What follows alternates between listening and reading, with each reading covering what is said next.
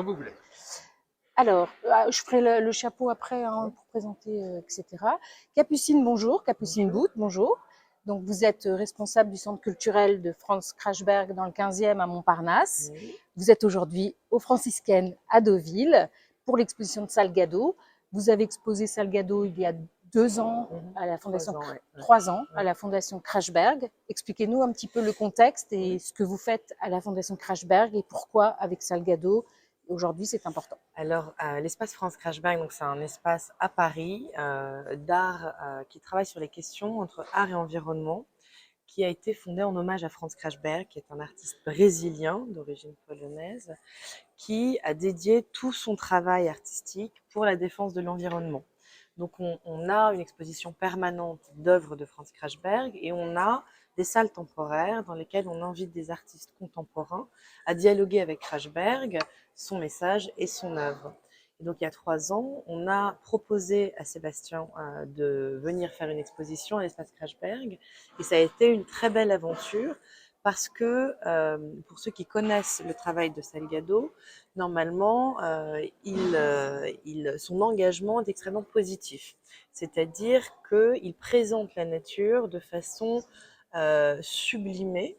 Et donc, il a eu une très belle exposition, en particulier sur l'Amazonie brésilienne, dans laquelle on voit la splendeur de l'Amazonie, la beauté des peuples qui l'habitent. Et il en a fait une sorte de forêt un peu intouchée. Son exposition immersive qu'il avait faite à la Philharmonie de Paris à l'époque proposait vraiment de voyager à l'intérieur de cette forêt habitée, mais complètement une œuvre d'art en soi. Et à l'espace Krashberg, il a décidé d'exposer d'autres photos. Il a décidé d'exposer l'envers du décor dans une exposition qu'il a appelée Blessures. Donc, ce sont des photos qu'il ne pensait jamais montrer et qui sont des preuves de la déforestation.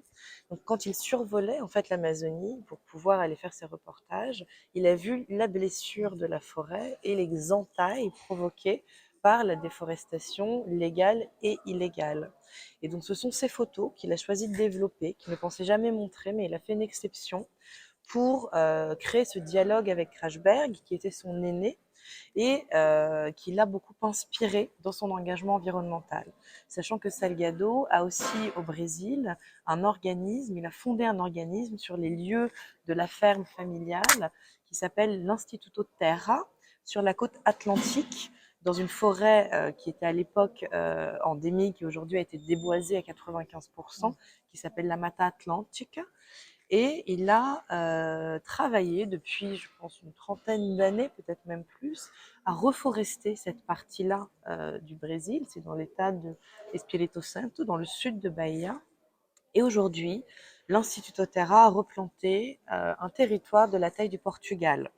Donc c'est absolument époustouflant le travail de Salgado et tout son engagement, toutes ses expositions aident à financer la reforestation de ce territoire. Donc le dialogue avec Salgado a été pour nous totalement évident. Ici, aux Franciscaines, c'est une exposition qui a été montée dans le cadre de la saison Brésil-France 2025, donc qui ouvre officiellement maintenant jusqu'à fin août et qui accueille énormément de projets brésiliens. Et donc, dans le cadre de cette exposition, il y a toute une programmation aussi qui est mise en place. Aujourd'hui, c'était une conférence, des débats, une projection et une performance de danseurs brésiliens sur cette thématique de l'engagement. Il va y avoir aussi un bal brésilien. En fait, Salgado est un chef de file, une sorte de père spirituel aussi pour de nombreux artistes contemporains actuels. Et nous, avec l'espace Krashberg à Paris, dans le jardin d'agronomie tropicale au bois de Vincennes, entre le mois de juin et la fin du mois d'août, on va montrer cette exposition Blessures en plein air, avec des photos aussi de Franz Krashberg et des photographies d'un artiste brésilien contemporain qui s'appelle Rodrigo Braga. Donc ce sont 3 générations de photographes engagés qui chacun vont montrer leur rapport à la forêt amazonienne en particulier et à la déforestation. Parfait.